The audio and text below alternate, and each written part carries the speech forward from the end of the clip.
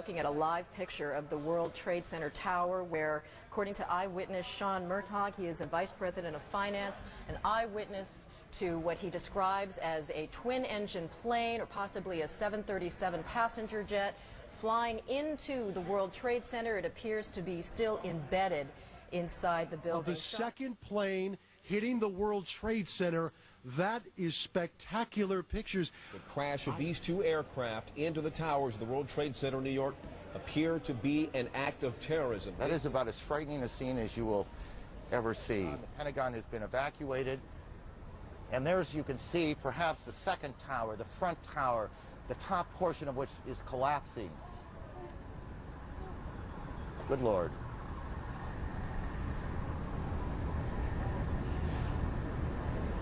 There are no words. And there was smoke everywhere, and people are jumping out the windows.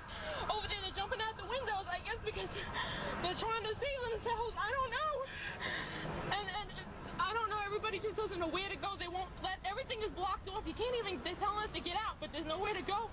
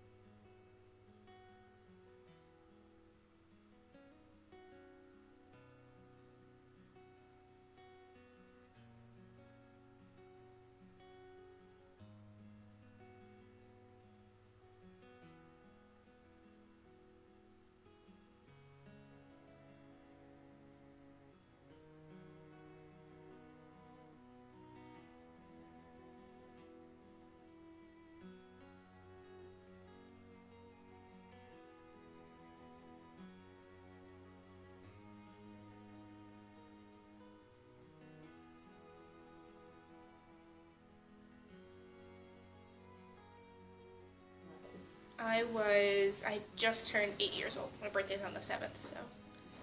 I was 6. I think I was 7, because I was in first grade. Okay. On September 11th, 2001, I was 39 years old. Nope, I was 8. That was two days before my birthday.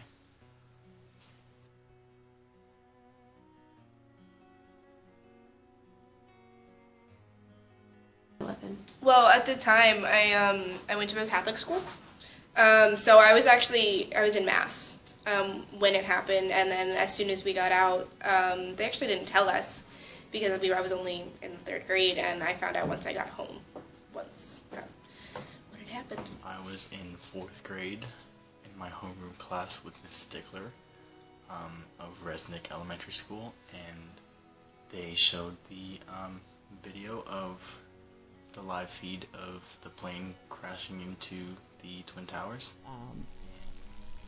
I was in a telephone conference call with a colleague in England, and her secretary came into her office and said, a plane has had some sort of altercation with the World Trade Center. I thought, how does a plane have an altercation with the World Trade Center? And I searched like Google. I'm on the phone with my friend and my colleague, and I'm trying to search and figure out what happens, and nothing, and then all of a sudden there was just tons of information.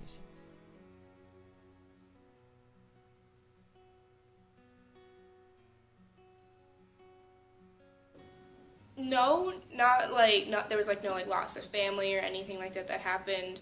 A couple of my aunts were actually in New York City when it happened, so they experienced it, but the only thing that I remember it affecting me was being petrified to go to bed, because it was planes always going overhead, because I lived on a Navy base where they did a lot of planes and test pilot and stuff, so every time I heard a plane I was petrified of what was going on, because my mom had told me that they were afraid we were a target.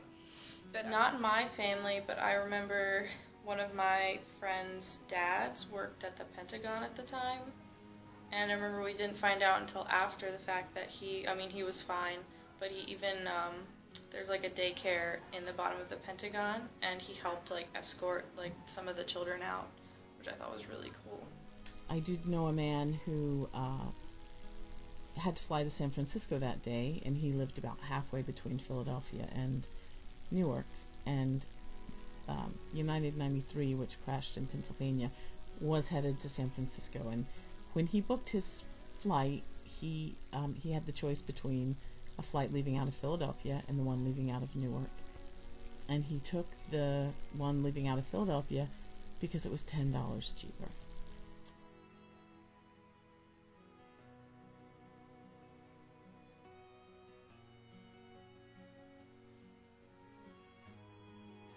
The most memorable experience was knowing that people all over the country, all over the world, was actually getting together for this one day and witnessing something that was going to go down in history. I was at school in the morning, and I remember the teachers were like acting kind of weird, and then all of a sudden they just told us that they were going to have everyone in the first grade like come into the same room and watch a movie. And that was when people's parents started to come pick them up and take them home. I remember I was really confused why we were all leaving. I was just like, yay, like a great day off of school. I don't think it was until that night when we were watching the news that my parents were talking to me about what happened.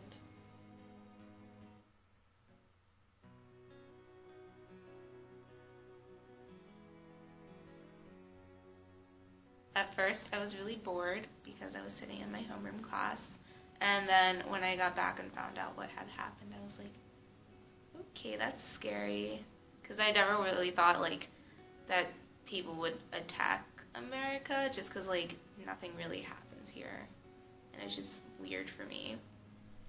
I lived in New Jersey, and an awful lot of people who were killed lived in New Jersey. And they had driven their cars that morning to train stations and so forth, and left. And so after this happened, there were parking lots filled with cars of people who would never come back.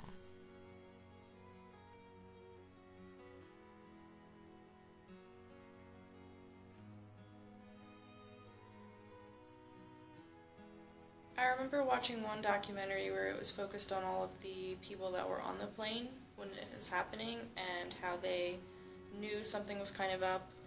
And they started using the phone that was in the back of the plane, and I remember, I don't know if they actually played recordings from those people, but there were a lot of parents whose, like, they were, like, older, who their adult, like, children were on the plane, and there was one guy who, like, called, and he was like, I don't really know what's happening, but, like, I'm really scared, and, like, I just wanted to say that I love you guys, and that's, like, that kind of thing is really, like, scary. Fear and confusion. Most definitely.